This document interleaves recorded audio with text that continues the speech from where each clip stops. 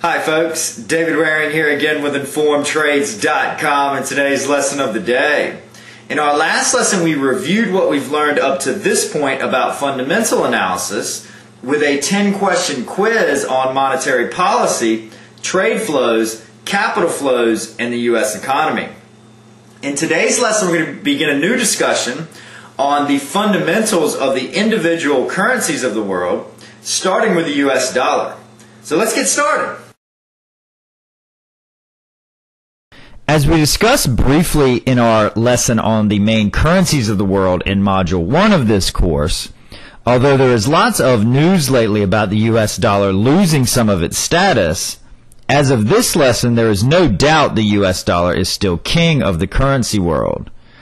There are several primary reasons for this which we will cover in today's lesson, and which are behind the fact that no matter what currency a trader trades, pretty much everyone in the Forex market follows the US dollar. The first reason why the US dollar is the king of the currency world is the fact that it is a part of each of the world's most actively traded currency pairs. According to the Bank of International Settlements, and as outlined here, these currency pairs account for 67% of the daily turnover in the Forex market. When you add in the US dollar-Swedish krona currency pair and all of the currency pairs and all of the currencies categorized as other traded against the US dollar, the total amount of turnover that includes the US dollar on any given day in the foreign exchange market rises to 89%.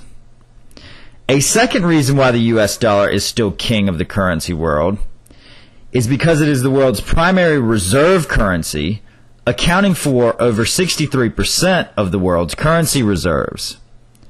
A reserve currency is a currency held by the governments/central banks of other countries in large quantities. Countries do this so they can purchase goods which are priced in the reserve currency at a cheaper rate than if they had to convert, and to borrow money at a cheaper rate, since lenders will be more likely to lend knowing they hold large quantities of what is considered a more credible currency. Perhaps most importantly for traders, many countries, and especially countries in Asia, the most talked about example being China, maintain large reserves of US dollars so they can either peg the value of their currency to the US dollar or maintain a loose peg.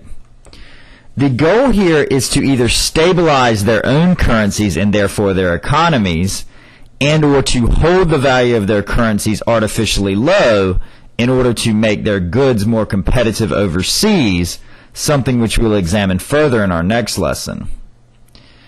The third reason is that many private businesses and individuals located outside the United States hold US dollars for trade reasons, or because they consider the currency more stable than their home country's currency. This, combined with what we just covered on the US dollar being the world's primary reserve currency, means that over 2/3 of all US dollars in circulation are held outside of the United States.